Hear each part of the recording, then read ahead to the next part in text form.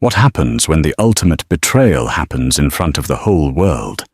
He was Julian Vance, a New York real estate billionaire. She was his silent, beautiful wife, Emma. But at the city's most watched charity ball, Julian didn't just ignore his wife. He publicly, passionately kissed his new mistress, Sophia, for every camera to see.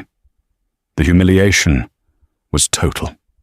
The world watched Emma's life crumble, but they all forgot one crucial detail, a secret Emma had kept for 10 years. Julian may have run the company, but Emma owned it. And the gavel was about to come down. The ballroom at the Pierre Hotel was suffocating. It wasn't the heat, the air conditioning was a precise, Arctic chill that carried the scent of 1,000 white roses. It was the weight of the diamond necklace, a generous anniversary gift from Julian, which felt more like a beautiful, glittering leash. The weight of the custom-made, midnight blue Carolina Herrera gown, a color Julian had called subtle and appropriate. And most of all, the weight of being Mrs. Emma Vance. Emma Vance was, to the world, the luckiest woman in New York. A decade ago, she was a quiet, bookish nobody. Then she'd captured the attention of Julian Vance, the most ambitious, charismatic, and ruthless real estate developer in the city. He had built Vance Capital from nothing, a story he told often, into a $10 billion empire. Emma, with her quiet grace and whisper-thin figure, was the perfect accessory. She chaired the right charities, spoke only when spoken to, and looked exquisite on his arm. Tonight was the annual Metropolitan Children's Fund Gala. It was, in theory, Emma's event. She was the chairwoman. But as Julian took the stage, the spotlight followed him, as if drawn by a magnet. "We all have a duty," Julian boomed, his voice like polished steel filling the room. He flashed his famous predatory smile. "A duty to build, a duty to succeed, and when you succeed, a duty to give back." The room, filled with New York's old money and new tech, erupted in applause. Emma clapped softly, her smile as practiced and perfect as the pearls on the woman next to her. She watched her husband. He was a magnificent creature, all sharp angles, expensive tailoring, and blinding confidence. He looked every bit the king of the city. But kings get careless. Emma had felt the shift 6 months ago. It wasn't a sudden storm. It was a change in the air, a drop in barometric pressure. It was the way Julian suddenly started guarding his phone, angling the screen away from her even though she'd never shown the slightest interest in it. It was the new, unfamiliar scent on his cashmere sweaters. Not her perfume, but something musky, expensive, and invasive. It was the whispers. "He's a titan," a voice drifted over from a nearby table, where a skeletal socialite was leaning into a gossip columnist. "But that new VP of his, Sophia Dubois, she's the one with the killer instinct. They say she's the reason they closed the Hudson Yards deal." "They say a lot of things about her," the columnist purred, his eyes finding Julian on stage. "She's brilliant and devastating." Emma's hand, resting on the white linen tablecloth, tightened. Sophia Dubois. The name had been a constant in her house for months. Sophia closed the deal. Sophia reorganized the marketing division. Sophia works as hard as I do. Emma had done her own, quiet research. Sophia was indeed devastating. She was a tall, flame-haired Wharton graduate with a social media presence as sharp and curated as her cheekbones. Her feed was a mix of brutalist architecture, high fashion, and just enough candid shots in the Vance Capital boardroom to signal her importance. Julian finished his speech, and the applause was deafening. He descended the stage, not walking back to Emma's table, but being intercepted, absorbed by a crowd of admirers. Emma watched him laugh, that big, performative laugh, and clap a rival developer on the back. Her phone vibrated silently in her clutch. A simple one-line text from a number saved as AG. The accounts are balanced. The Event Horizon provision is confirmed secure. Emma read the message once. A single, almost imperceptible breath left her. She typed a one-word reply. Acknowledged. She looked up. Across the ballroom, Julian had finally found his way to Sophia Dubois. Sophia, in a daring, crimson gown that left nothing to the imagination, was looking up at him, not as an employee, but as a predator sizing up prey. She laughed, touching his forearm. It was a gesture of casual intimacy that screamed possession. Emma picked up her water glass, the crystal cool against her skin. The weight of her dress, the diamonds, the name. It was all still there. But it was no longer a cage. It was armor. She was the quiet wife, the subtle accessory, the woman who was never, ever a threat. And as she watched her husband and his mistress hold court in the center of the room, Emma Vance realized, with a chilling calm, that they had all made a terrible, terrible mistake. They thought she was just the wife of the man who ran the company. They had no idea that she was the woman who owned it. The next 2 weeks were a masterclass in subtle psychological warfare. The event Julian and Sophia were circling wasn't some hidden, sordid affair. It was the Vance Capital 10th Anniversary Innovation Ball. It was, by all accounts, Julian's masterpiece. He was planning to unveil his legacy project, a multi-billion-dollar smart city complex that would redefine the New York skyline. It was his name on the invitations, his face on the cover of Forbes that month, anticipating the announcement. Emma's preparations were quieter. "Mr. Graves," she said, her voice soft in the soundproofed study of her private Upper East Side brownstone, a property Julian didn't even know she owned. This wasn't their shared penthouse. This was her sanctuary, her real office. Arthur Graves, A.G., was a man who seemed to be carved from granite. He had been her father's chief counsel, and now he was hers. He was the only person alive who knew the full truth. "Emma," he replied, his voice a gravelly monotone. He never called her Mrs. Vance. "The board of Ethelred Holdings is concerned." "Ethelred Holdings is me, Arthur," Emma said, turning from the window. "And I am concerned. But not about the stock price. I'm concerned about the rot. The rot, Mr. Vance, is about to announce the legacy project," Graves said, adjusting his glasses. "A project funded entirely by Ethelred, funneled through 3 shell corporations, and presented as his own. If he craters, we take the hit." "He is going to crater," Emma said. "He's arrogant, he's sloppy, and he's in love, or whatever he calls it, with a woman who is just as arrogant and sloppy as he's become. He thinks he's the sun, and he's about to fly right into it." "So what do we do?" Arthur asked. "We do nothing," Emma said. We let him fly. We let him reach for the sky. And when he's at the very, very peak, I will hand him the bill for the wax." She turned back to the window. "I need you to be ready, Arthur. The Event Horizon protocol. I want it loaded. I want the termination for cause documents drawn up.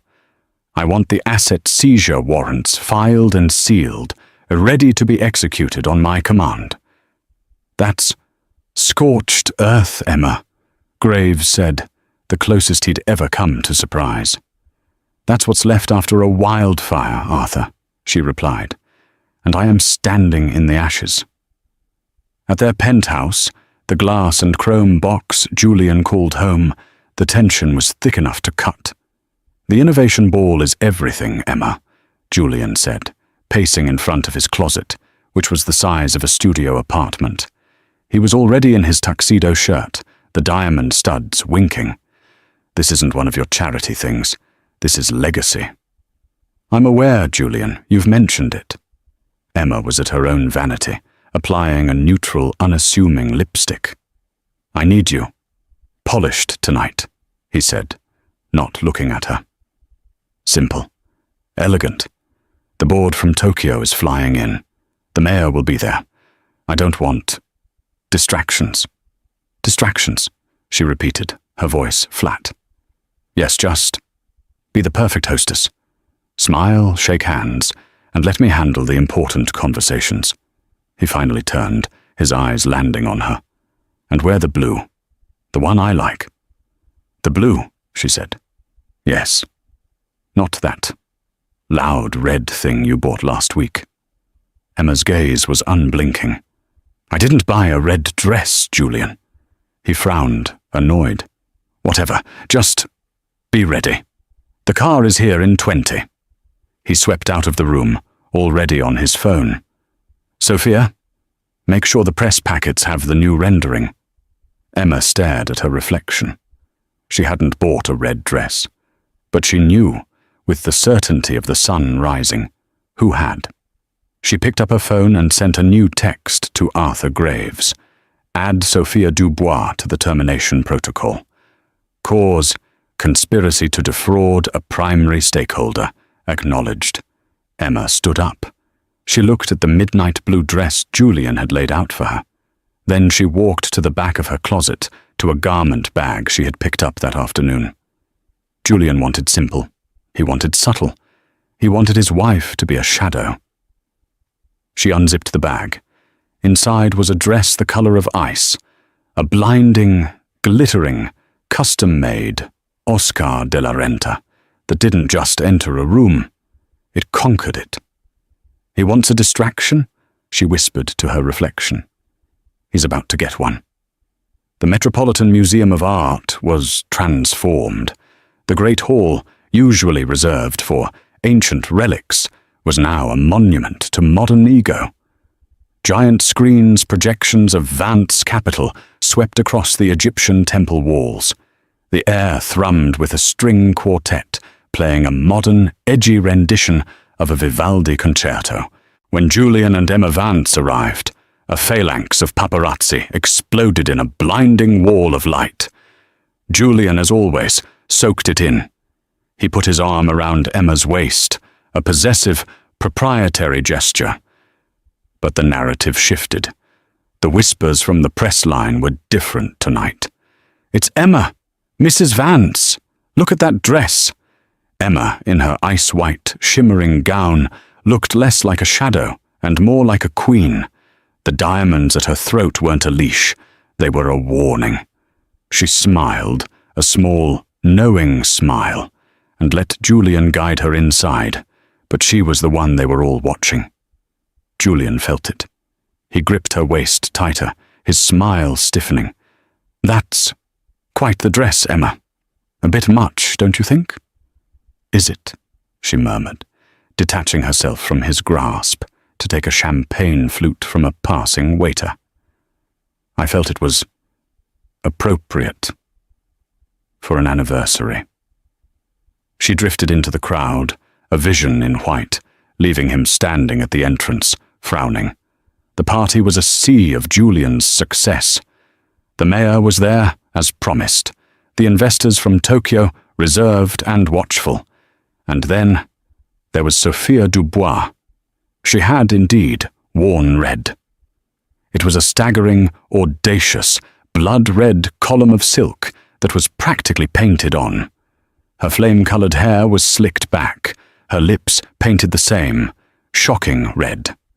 She was a declaration of war, and she was standing next to Julian's legacy project model, holding court as if she were the hostess. Emma watched from a distance. She saw the glances, the whispers, the way Julian and Sophia kept finding each other, their bodies aligned, their heads bent together. They were a power couple, radiating energy, and Emma was, once again, relegated to the role of the wife. The time came for the main event. Julian mounted the custom-built stage, the applause thundering. "Tonight," he began, his voice emotional, We're not just celebrating 10 years of success. We're celebrating the future, a future I built. Emma, standing near the back, felt a coldness creep into her veins. A future I built. I couldn't have done it alone, Julian continued. He thanked the mayor. He thanked the board. And then he smiled, his gaze locking on the red dress in the front row. But vision is nothing without a catalyst, without someone who shares that fire, someone who sees the world the way you do. Please join me in thanking the brilliant, the visionary, Ms. Sophia Dubois. The spotlight swung to Sophia. She looked triumphant. She walked toward the stage. And then the unthinkable happened. It wasn't a handshake. It wasn't a polite hug. Julian, high on his own ego and the roar of the crowd, reached down. Sophia, her eyes locked on his, met him at the steps. In front of 200 guests, the mayor of New York, the international press, and his wife. Julian Vance pulled Sophia Dubois into his arms and kissed her. It wasn't a peck. It was a deep, passionate, Hollywood-level kiss. The flashbulbs didn't just pop. They exploded. The room went utterly silent. The only sound, the click, click, click of a dozen cameras capturing the moment. Emma didn't move. She didn't gasp. She didn't faint. She simply stood, her face a pale, beautiful mask, and watched. She watched the man she had once loved, the man she had created, publicly and brutally humiliate her. She saw Sophia's hand snake around Julian's neck, a gesture of pure, triumphant possession. A single reporter, braver than the rest, turned his camera from the stage to Emma. The flash was blinding. He captured the image that would be on the cover of the Post the next day. The perfect, ice-cold wife, watching her own life detonate. The kiss ended. Julian, dazed, looked out at the silent crowd. Sophia, her lipstick barely smeared, looked directly, intentionally at Emma. It was a smile of pure victory. Emma held her gaze. Then, with a calm that was more terrifying than any scream, Emma Vance set her champagne flute down on a waiter's tray, turned, and walked out of the great hall. She didn't run. She walked. Every step was measured, her back ramrod straight. The perfect wife had left the building. Julian didn't come home. The digital clock on Emma's nightstand flipped to 4:17 a.m. The silence of the penthouse was absolute. The ice dress was puddled on the floor of her dressing room, a glittering snakeskin she had shed. Emma was in a simple, grey silk robe, sitting in the dark, looking out over the city that never slept. Her city. Her phone, which had been vibrating incessantly for hours with texts from concerned friends and calls from Julian, which she'd silenced, lit up with a single message from Arthur Graves. "Are you all right?" It was the most personal thing he'd ever asked her. He kissed her, in front of everyone. The Post is already online. The Vance and the Vamp. A moment later, Graves replied, "The protocol. Is it engaged?" Emma's thumb hovered over the screen. This was the final button. There was no going back from this. She thought of the 10 years of work, of building Julian up, of believing in the man he could be. She thought of the look on Sophia's face, that smug, reptilian victory. She thought of the kiss, the arrogance, the public execution. "Engage it," she typed. "Full event horizon. Seize the assets. Freeze the accounts. Terminate the leases. I want him to wake up tomorrow morning with nothing but his arrogance."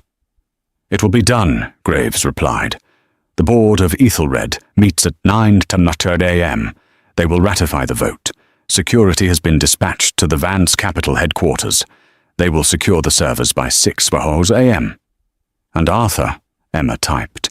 "Yes? Make sure they change the locks on the executive washroom." Emma turned off the phone. She felt nothing. Not sadness, not even anger. Just a profound, cold emptiness that was rapidly filling with resolve. The sun was just breaking over the East River when the penthouse door finally hissed open. Julian stumbled in, his tuxedo tie undone, his hair a mess. He stank of Sophia's perfume.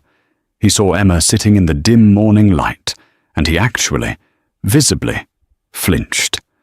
The bravado of the night before was gone, replaced by a pasty, hungover fear.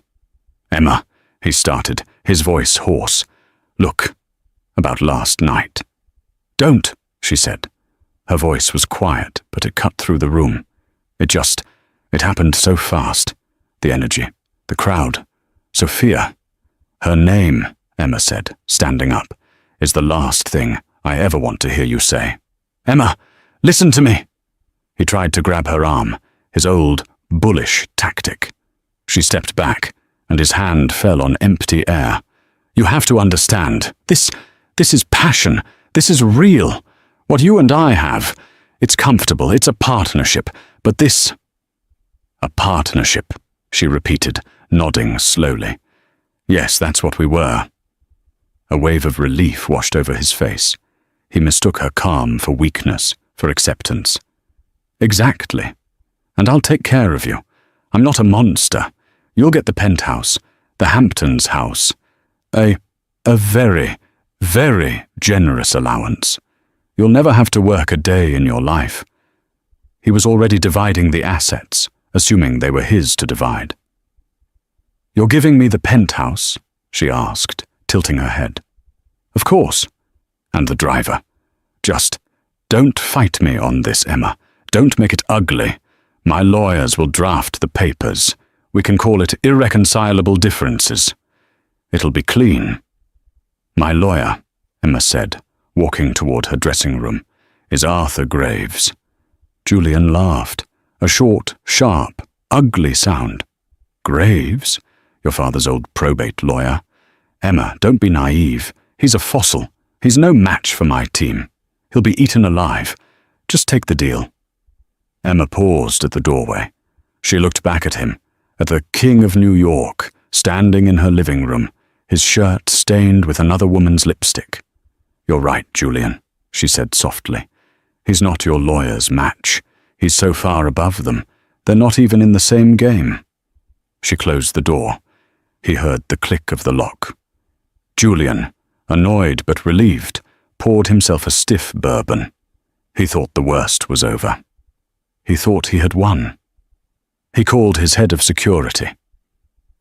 "Yeah, Mark, I'm going to be working from home today. Lock down the executive floor.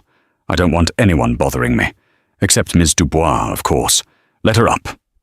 There was a pause. Mr. Vance?" "What?" Julian snapped. My keycard isn't working."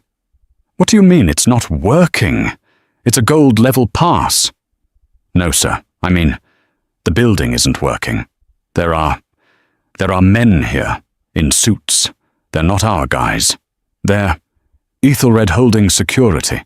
They're changing the locks, sir." Julian's blood ran cold. "Ethelred, the holding company. Why are they— Get them on the phone. Get their man in charge on the phone right now."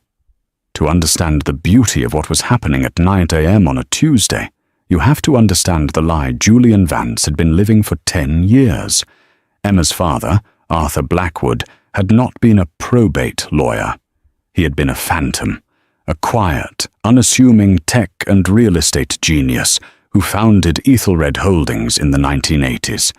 He bought land, patents, and entire city blocks, then hid them behind layers of LLCs and trusts.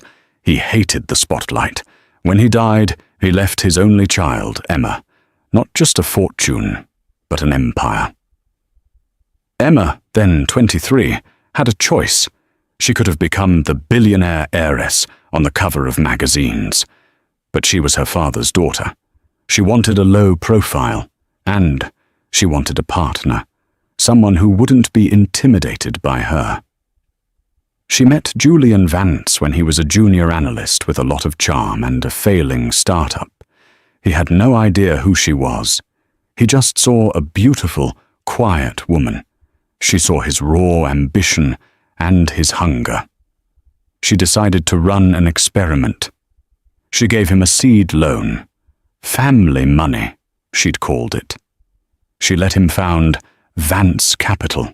What he never knew was that the company was founded as a 100% majority-owned subsidiary of Ethelred Holdings. He was never the owner. He was never the founder. He was and had always been the CEO, an employee. Every brilliant deal he'd closed, it was Ethelred's money. Every building he'd acquired, it was Ethelred's property, leased back to Vance Capital at a friendly rate. His entire empire, his name on the building, his private jet, his legacy project, was all built on a foundation owned by the woman he'd just told to take the penthouse. And the prenup.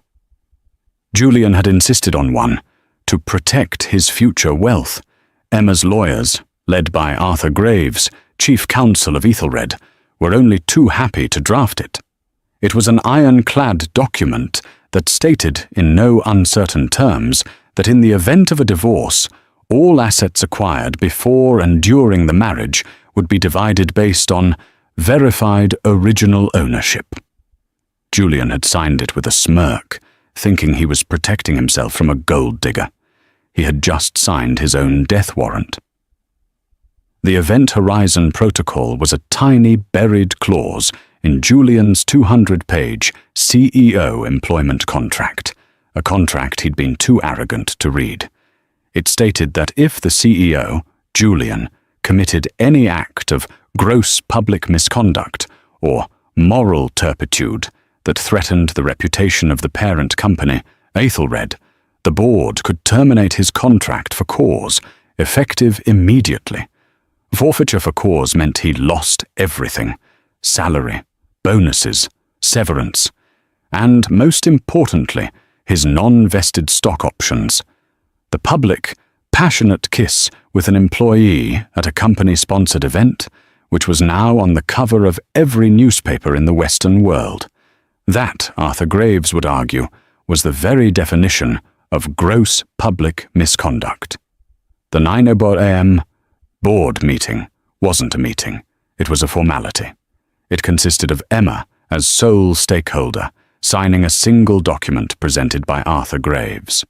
I, Emma Blackwood Vance, chairwoman and sole owner of Ethelred Holdings, do hereby ratify the termination of Julian Vance, CEO of the subsidiary Vance Capital, for cause, effective immediately. The empire fell with the scratch of a pen. Julian was in a full-blown panic. His phone was a brick. His email had bounced back with a user unknown error. The private elevator to his office? Access denied. He had actually taken a taxi, to the Vance Capital Tower, the glass and steel monument to his own ego. He stormed into the lobby, his face crimson. "I am Julian Vance. You will let me up to my office," he roared at the new security guards in the lobby. They were big, calm men, with Ethelred on their lapels. "Mr. Vance, sir, your name is not on the access list," the lead guard said, his voice polite but final. "I am the access list," Julian bellowed. "No, sir, you are not." Just then, the elevator doors chimed. Sophia Dubois arrived, looking flustered but triumphant. She was wearing a sharp white power suit, ready for her first day as the unofficial new Mrs. Vance. "Julian, darling, what's going on? My driver's corporate card was declined," she said, annoyance in her voice. Then she saw the guards. "What is this?" "These thugs won't let me up to my own office," Julian said, grabbing her arm. "Don't be ridiculous," Sophia scoffed. She marched to the lead guard. "I am Sophia Dubois, Executive Vice President. These guards are fired. Call your supervisor. Now." The guard looked at a tablet in his hand. "Ah, yes. Ms. Dubois, we have a packet for you." He handed her a simple manila envelope. Sophia ripped it open, a smug look on her face. Her expression changed as she read. Her face went from smug to confused, then to ashen white. Inside was a single-page letter. It informed her that her employment with Vance Capital was terminated, effective immediately, for violations of the company's code of conduct and conspiracy to defraud. It also informed her that the company-leased apartment she lived in would need to be vacated in 24 hours. A bill for misappropriated corporate assets, including designer clothing, flights, and the red dress she'd worn last night, all charged to the company Amex, was attached. This is a joke," she whispered, the paper trembling in her hand. "Julian, what is this? What is Ethelred?" Julian was saying, his voice cracking. "They're just our silent partners. They're a holding company. They can't do this." "Actually," a voice said, "they can." Arthur Graves walked through the lobby doors, flanked by 2 more Ethelred guards. He looked like a very distinguished, very expensive undertaker. "Mr. Vance, Miss Dubois," Graves said, his voice flat. "You are trespassing on private property." "Private property!" Julian shrieked. "This is my building. I built this." "No, Mr. Vane," Graves corrected him.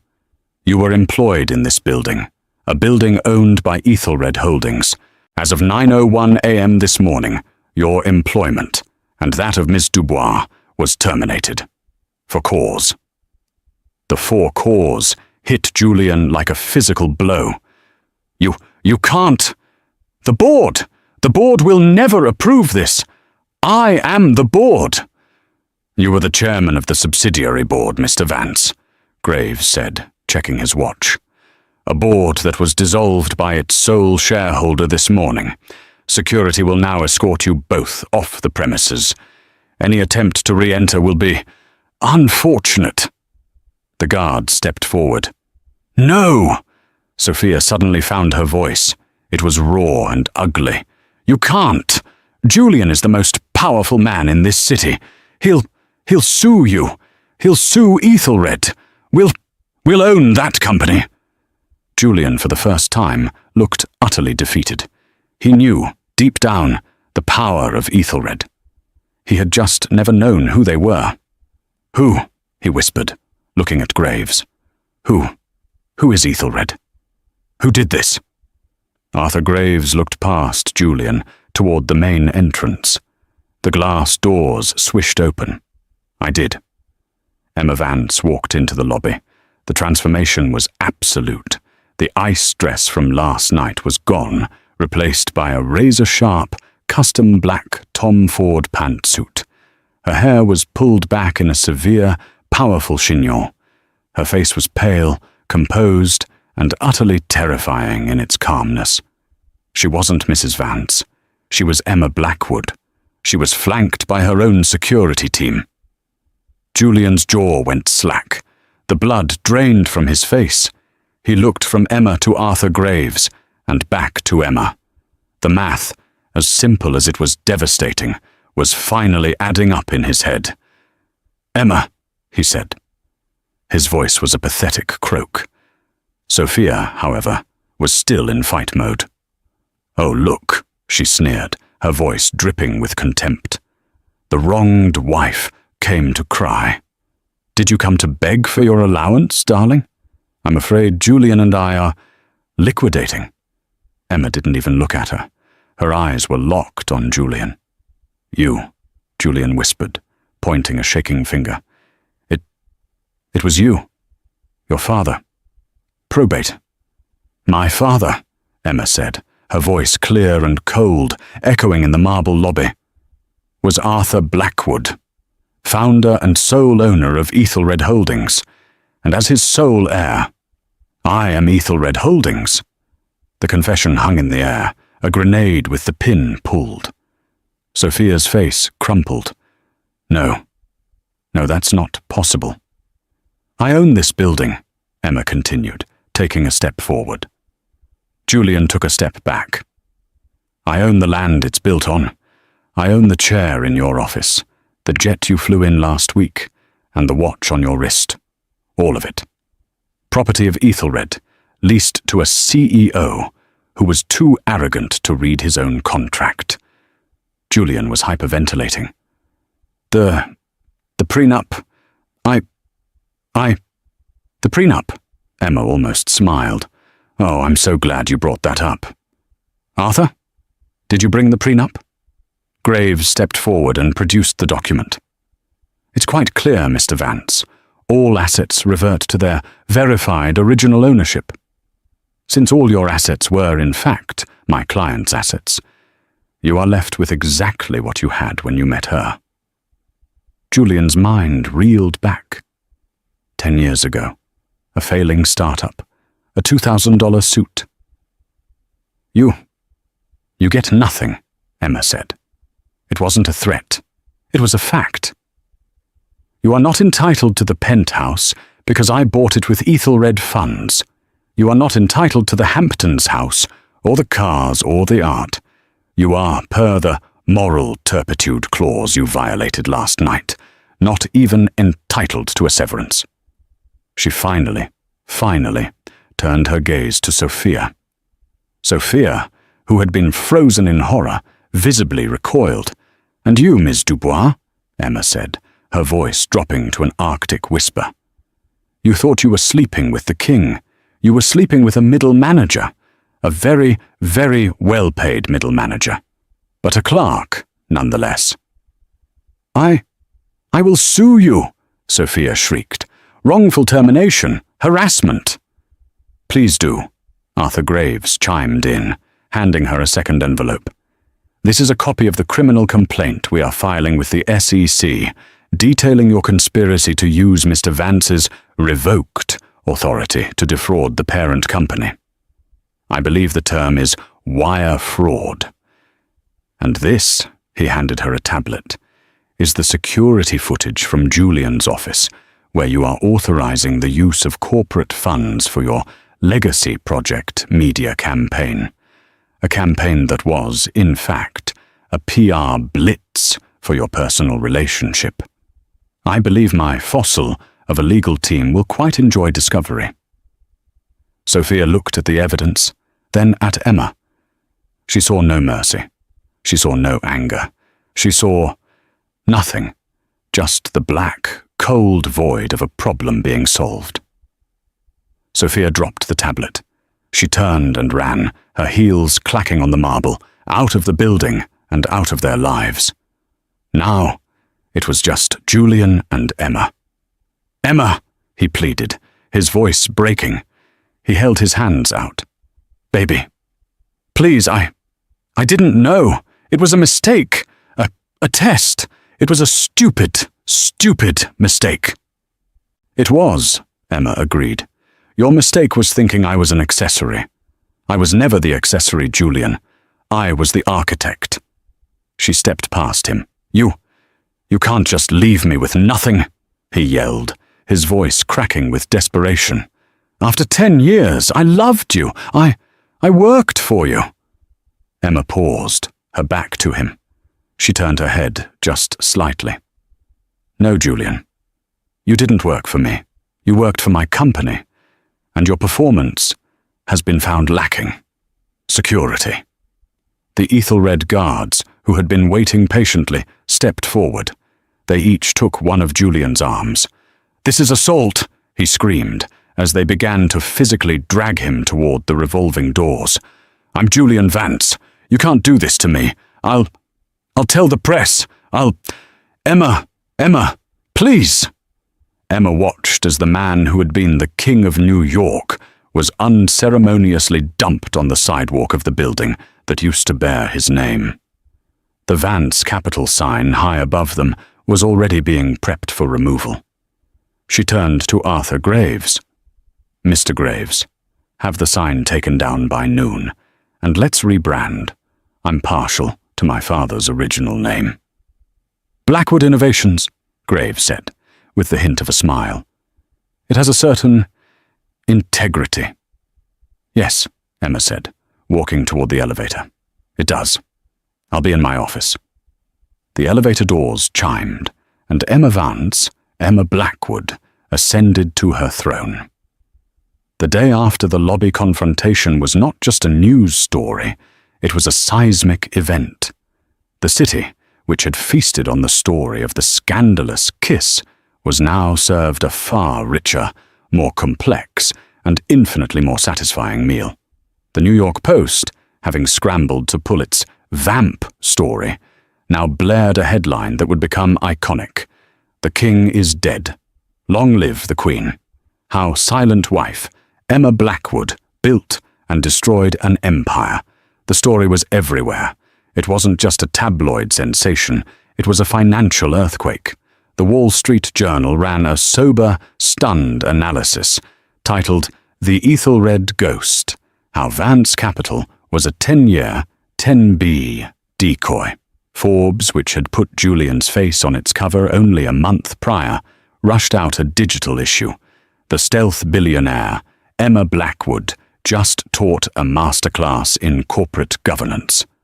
The narrative, once a simple tale of a foolish wife and a cheating husband, was instantly rewritten. Emma was not the wronged woman. She was the architect, the phantom, the ice queen. Feminist blogs and financial gurus alike lionized her. Vogue ran a think piece titled The Power of the Pantsuit, analyzing her walk into the lobby as a declaration of war and a new uniform for the woman who has had enough. She was, in an instant, not just powerful, but a global symbol of quiet, terrifying competence. But while the world was reading about the new queen, the old court was in ruins. Julian Vance had not slept. He wasn't at the penthouse. His key fob hadn't even worked in the elevator. He wasn't at a 5-star hotel. His Amex Centurion card, his black card, his identity, had been declined with a quiet, digital beep of finality. He was in a sterile, $250 a-night room at a Midtown Holiday Inn, a room he'd paid for with the last of the cash in his wallet. He was sitting on the edge of the bed, the cheap comforter scratching his skin, watching his own execution on CNN. He saw Emma, in that black pantsuit, striding into his lobby. He saw himself, a madman being dragged out, his face a mask of crimson, screaming his own name like a curse. "It's a lie," he muttered, the remote in his hand.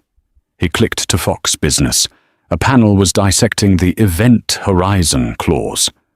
"It's a brilliant, brutal piece of legal work," one analyst said. "He violated the morality clause in front of the entire world. She didn't just divorce him, she fired him." "It's theft," Julian roared at the screen. "It's my company. I built it."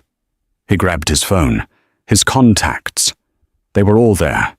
The most powerful men and women in New York. He would fight this. He would build an army. He called David Meacham, his personal lawyer, the shark, who had drafted the prenup. "Julian!" David's voice was clipped, nervous. I can't talk." "What do you mean you can't talk?" Julian yelled. "She's stealing it. She's stealing everything. We're suing her. We're suing Ethelred. We're taking her to the cleaners. You said the prenup was ironclad." It is, Julian," Meacham said, his voice dropping. "It protects verified original ownership.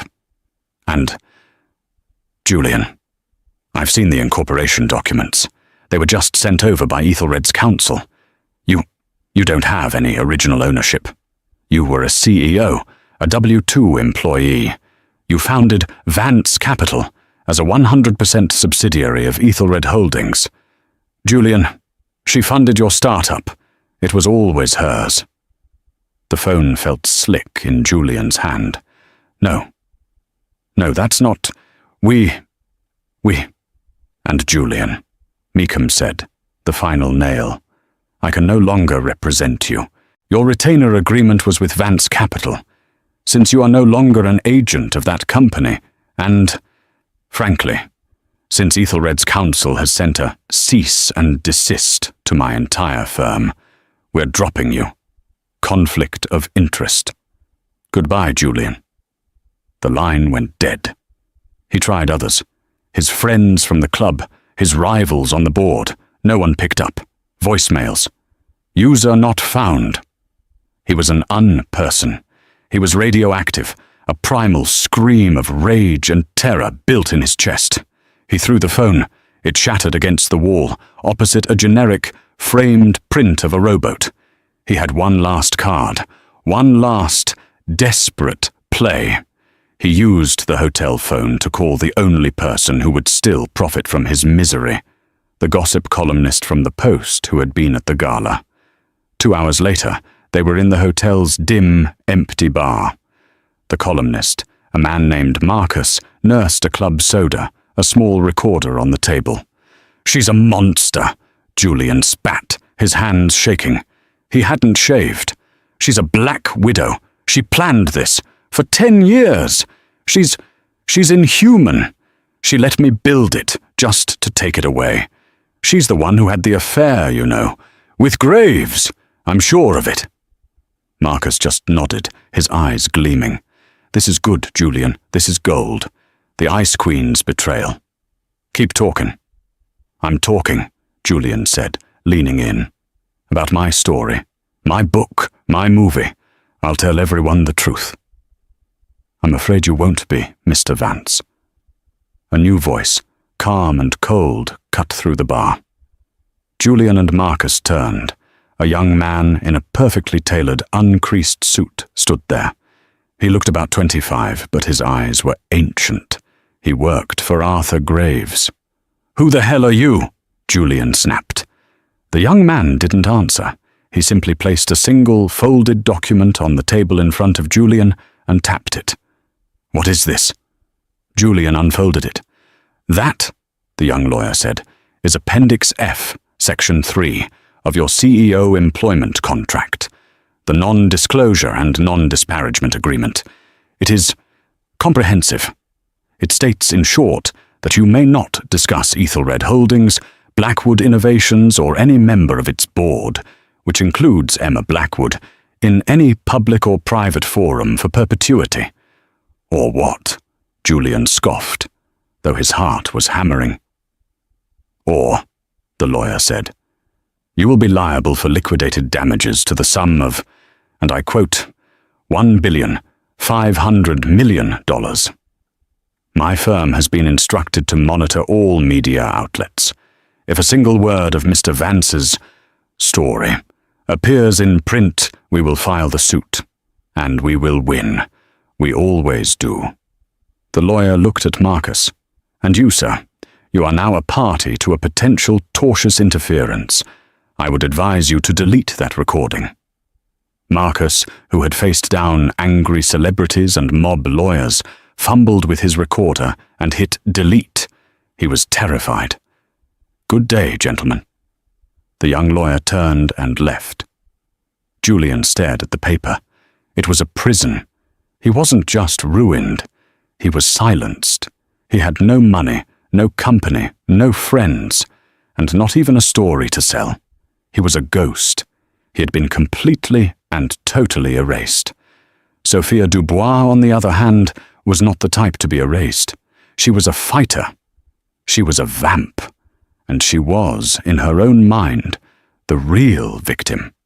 She had spent 48 hours burning through her remaining credit lines, assembling a dream team of lawyers. She was suing for wrongful termination, sexual harassment. Emma created a hostile environment and emotional distress. She was going to own Emma Blackwood. Her day in court, or rather, a sterile deposition room, came 3 weeks later. She walked in wearing a dark, modest suit, her fiery hair pulled back. She was playing the part of the serious, wronged professional. Emma was not there. Of course not. Only Arthur Graves, flanked by his new, young associate. "Ms. Dubois?" Graves began, his voice a gravelly monotone. "Let's not waste time. You allege wrongful termination." I was the top-performing executive at Vance Capital, Sophia said, her voice clear and practiced. I was fired out of personal spite by a jealous, unhinged woman. An unhinged woman who, as sole stakeholder, had every right to dissolve the board and clean house, Graves countered. But let's talk about your performance. Were you, or were you not, in a sexual relationship with your direct superior, CEO Julian Vance? My personal life is not relevant. It is, Graves said, sliding a file across the table. When you use that personal life to defraud the company. This is a copy of the SEC complaint we filed yesterday. Let's turn to Exhibit AR. He produced a printout. This is your corporate Amex statement. On it, you billed, let's see, a custom red Carolina Herrera gown for $14,000. The description you filed with accounting was client entertainment and networking. Ms. Dubois, who were you entertaining? Sophia's face paled. Julian. Julian approved all my expenses. Which brings us to Exhibit B. Graves continued, relentless. A wire transfer, authorized by you, for $250,000 from the Legacy Project marketing budget. This money was sent to Sophia PR, a shell company incorporated in Delaware, and owned by your sister. That was for a media blitz. A media blitz, Graves said, sliding over a copy of the Post with the kiss.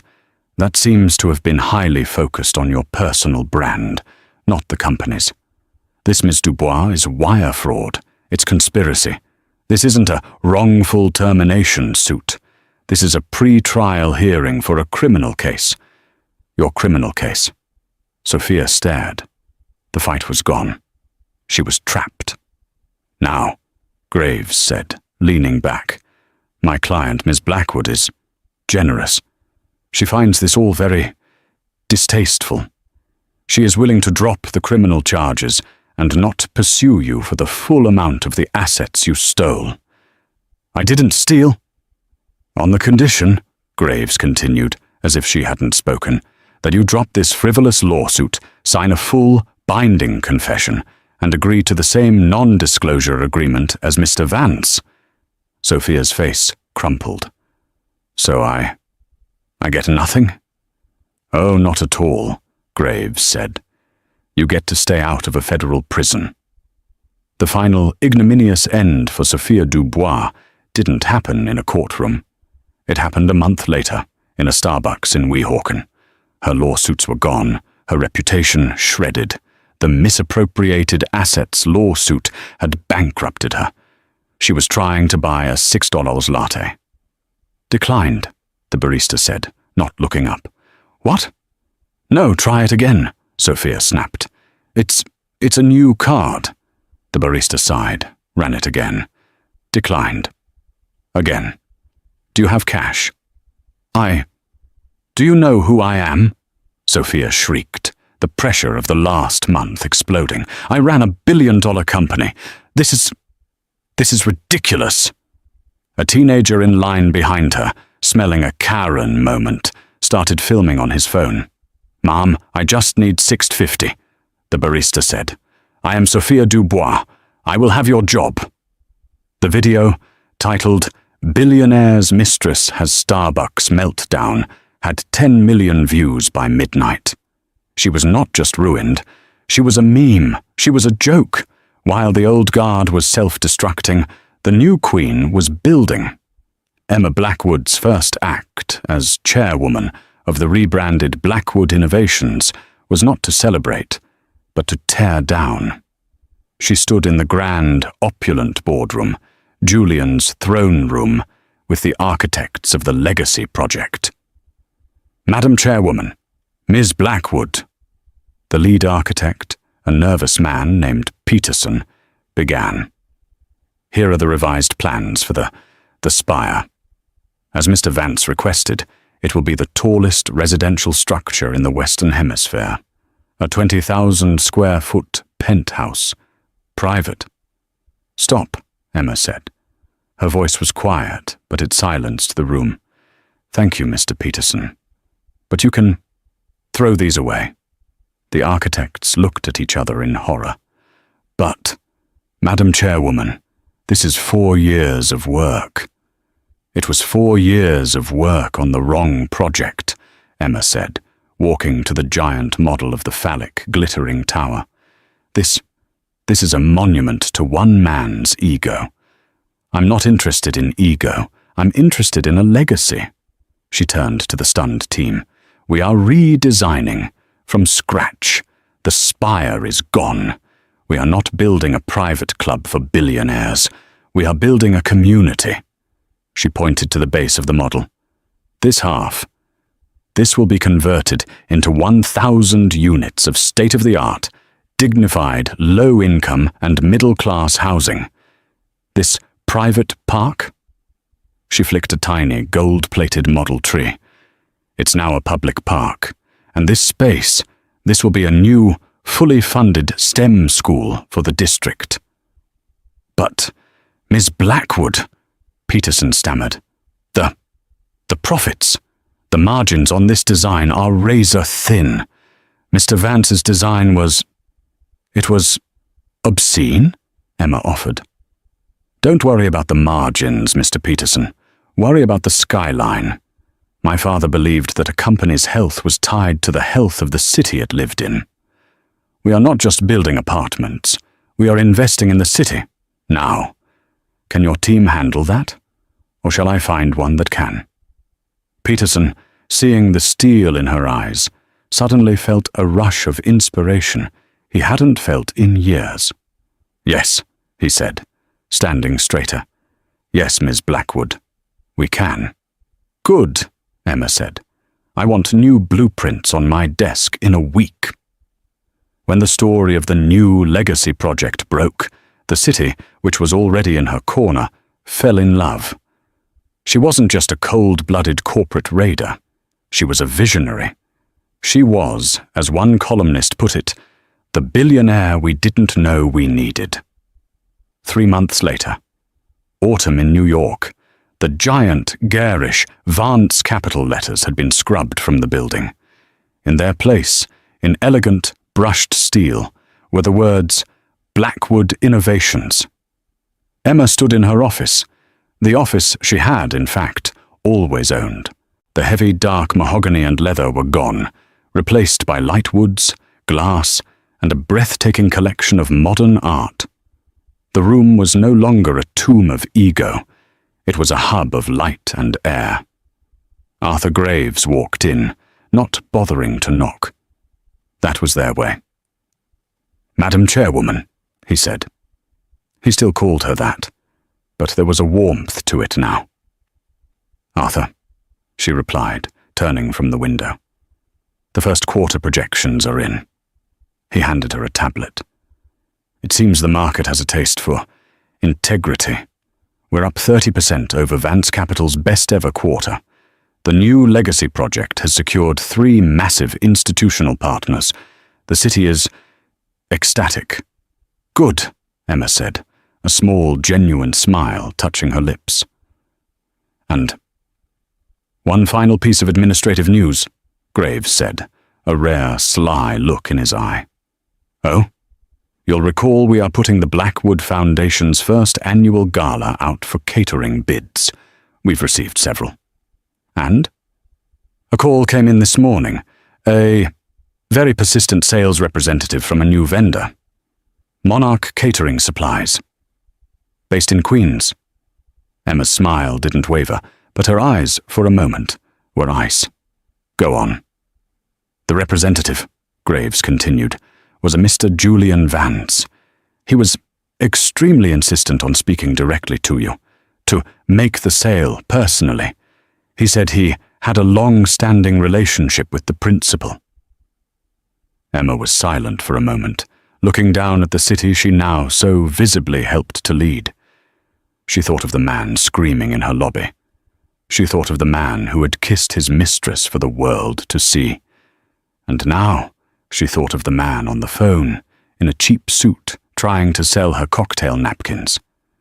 "And what did you tell him, Arthur?" she asked, her voice soft. "I informed Mr. Vance that all vendor communication must go through procurement," Graves said, his voice flat. "I also advised him that, given his familiarity with the company's principal, any further direct contact might be viewed as a conflict of interest, or perhaps harassment." "And the bid?" Emma asked. "Competitive on a per-unit basis," Graves said, with the slightest shrug. "But I've been informed the quality of their napkins is, to put it mildly, subpar. We will, of course, be declining." Emma finally laughed. It wasn't a loud laugh, but it was real, and it was warm, and it filled the entire office. "Thank you, Arthur. That's all. Madam Chairwoman." He left her alone. Emma Blackwood turned back to the window. The weight of the diamonds was gone. The weight of the gowns was gone. The weight of the name Vance was a distant, bitter-tasting memory. All that was left was the crown. It was heavy. It was hers. And she, for the first time in her life, realized she had been born to wear it. And just like that, the empire built on arrogance was brought down by the woman who laid the first stone. Emma Vance, Emma Blackwood, didn't just get revenge, she got justice. She reminded the world that the quietest person in the room is often the most powerful. Julian and Sophia thought they were taking over the company, but they were just employees, and they'd just been served the ultimate pink slip. What did you think of Emma's ultimate power move? Was Julian's downfall satisfying, or did he get what he deserved? Let me know what you think in the comments below. If you loved this story of drama, karma, and sweet, sweet revenge, please make sure to hit that like button. It really helps the channel. And if you haven't already, subscribe and turn on the notification bell. We post new real-life drama stories every single week, and you don't want to miss what's coming next. Share this video with a friend who needs to see that the best revenge is owning it all. Thanks for listening.